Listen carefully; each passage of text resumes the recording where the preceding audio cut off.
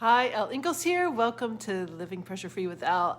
We have a fun topic today if you want to talk about hair.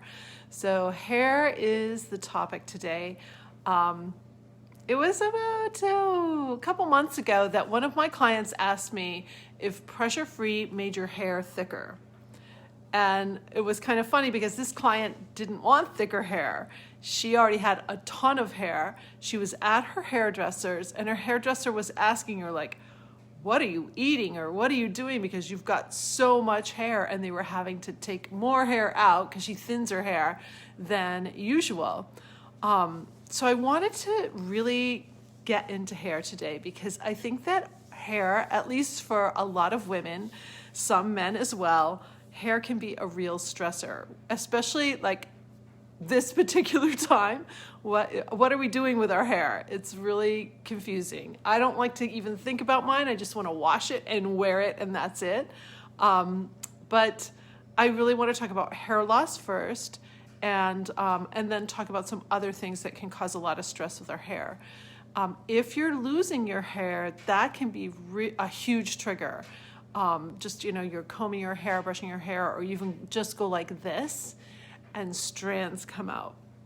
So I want to share with you why stress is a problem for our hair. And the biggest thing that is causing this hair loss when it comes to stress is that when you've triggered the stress response, your body can't get the nutrients that you need to your skin and your extremities in general. So that's why you might have cold feet or cold hands, or you might have skin issues on your hands, legs, arms, and scalp. Like a lot of people get psoriasis or eczema on their scalp. The nutrients simply can't get out to your cells. When we go into fight or flight, we shut off a lot of our digestive ability, our metabolism. And so even if you eat a really great diet, you might not be getting the nutrients that you're taking in out to your cells. So that's why you can start to lose your hair in those situations. So hair loss is it's not fun at all. And then we have the hair change, the hair colors. So I got a lot of colors right now, and I thought I would share them. So let's get down and dirty with hair, because I know some people are struggling right now. Like, do I dye my hair? Do I don't dye my hair? What do I do with my hair? So I'm deciding to go natural again. I went natural for 10 years when I first started graying, and then I dyed my hair for the last 10 years, and I'm going to go back, I'm pretty sure. So, because I actually like the natural color. I also like how it feels. But if you take a look, I got a lot of different colors here. Look how dark this is. This is my original color when I was a girl. I still have some, which is kind of cool. And Adrian's saying, I think that we should take care of our health and our body. It's very important. It is really very important. And we can stress about it, which makes it even worse. And so stressing about our hair, I want you to be honest with yourself for a moment and ask yourself, how many times a day do you think about your hair? Do you go into the bathroom in the morning and look in the mirror and do your hair and then that's it? Or is it something that's on your mind? Like every time you catch a glimpse of yourself.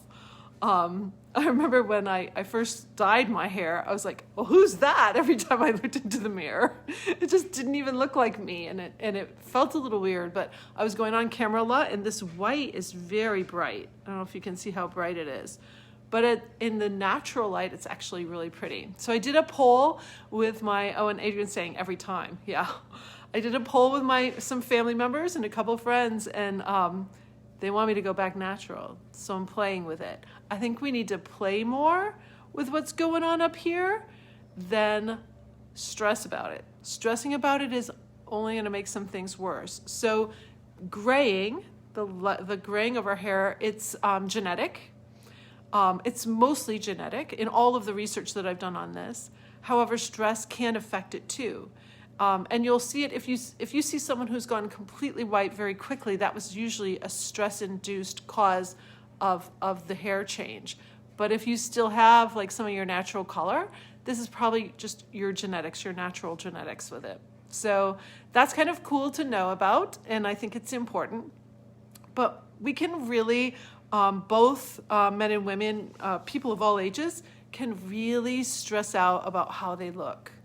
And I know this is really important for those who are having to come on camera for meetings, who are having to come on camera for even for family events and things. We're not used to being on camera. If you're not used to being on a camera and on a screen, it can be really stressful. And I've been talking to some parents and students, especially if you're kind of shy, that it can be very intimidating. So I'm going to give you a couple tips to help with being on camera, or just not being so consumed and stressed about how you look. Because I know for some people in my family, it's losing the hair as a natural. It's male pattern baldness. So there's all kinds of things that can cause you to feel like, wow, is that really me? So the first thing is kind of just be aware how many times you're actually looking at yourself and unhappily seeing what's there. So you might want to not look in mirrors quite so much. Like, give yourself a break. Just don't look into the mirrors. When I'm here on screen here, I'm not looking at me. I'm looking at you, which means I'm looking at my little lens at the top here. I don't even know what I look like right now, and I don't really want to know. So see if you can kind of back off that constant looking at yourself. If you do catch a glimpse of yourself, give yourself some love. Just give yourself some love. Louise Hay, if you know Louise Hay's work, I remember hearing of people being in her workshops where they had to tell themselves in the mirror that they loved themselves. And it's hard for some people. So it's like, just give yourself a little love and let yourself off the hook of having to look so perfect all the time. None of us are perfect. We've all got tons of flaws. See this wonderful mole here? That popped up in the last 10 years of my life. So if you can just kind of relax a little bit about this constant taking a look at yourself kind of idea. The second thing is a smile can totally transform your face. So if you're really worried about how you look, just start practicing smiling a little bit more. We do not smile enough in North America. Smile is a pressure-free tool as well because it allows dopamine to flow. That's going to allow you to think more clearly and have your whole brain work better for you. So add a little smiling into your day. That will help as well. And if you really do have a hair issue, a hair loss issue, if you're losing hair, I know people are going through that with what's going on right now with all the stressors in our country and all the stressors around the world. People are losing their hair over it. So if that's really an issue for you, please reach out to me. You can just private message me or go to Speak with Elle, which is my calendar. That's my private online calendar. You can pop right in there and find a time for us to talk because if you don't do something about it, it can be very disconcerting and highly stressful and even cause more stress in you, which is even going to exacerbate the problem. So hair loss is not something that's fun. It can be quite debilitating to some people and just really crush your self-esteem.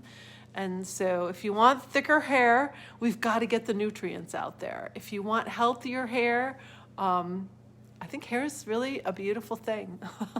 When I was a tiny girl, my mother would, while she was nursing my sister, she would lay my head on her lap and stroke my long hair. I had really long hair, and she would stroke it and stroke it.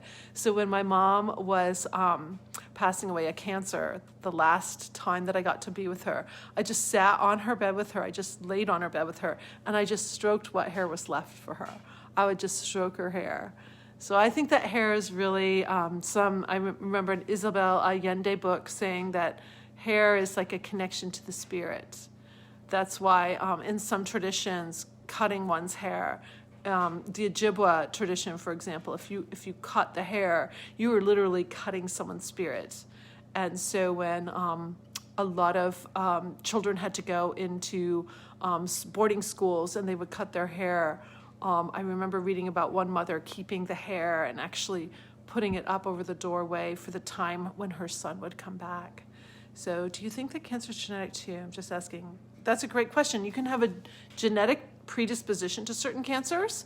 The reading that I've done and the studying that I've done and talks with different oncologists as well, So much of what happens to our cells and whether they mutate and start to create growths, which is cancer, have to do with a few things. Your chromosomes had telomeres on the end, like little wispy little brush-like things. Those wear down over time, but if you're living a really stressed out life, they wear down very fast. And when telomeres wear down, gene variants can express. So if you have the BRCA2 gene for breast cancer, that can now express if you're under a lot of stress. So stress basically affects every cell of your body. Every single time you trigger fight or flight, for the smallest of reasons, you've affected every cell of your body. And you've weakened your brain cells, and you've weakened the cells mostly in your extremities, but also your organs too, because certain processes are going to shut down. So whenever you keep weakening cells, they are not getting the nutrients they need. The cell walls are more permeable as well because you're wicking fat and glucose out of those cells to have a lot of energy to fight or run away. That's the whole purpose of the fight or flight stress response. We have to fight or run away. So it's really cool to start turning on the health of your being, the health of your body processes, the health of your cells, and not be compromising them over and over and over again. So that was a really great question there. So you look beautiful, don't worry. Thank you. Thank you so much for chiming in too. I love it when there's some interaction here. Otherwise, it's like I'm talking to the wind here up in the treehouse, and especially when we can't be together as much as we would like to be. So I hope you have a great pressure-free day, pressure-free weekend, and hair. It matters, and maybe we don't need to let it matter quite so much. We can cut ourselves a break about it. But also, if you are experiencing hair loss, please reach out. So, and thanks so much for being with me. Thanks, Adrian. Have a great, fabulous day. Bye.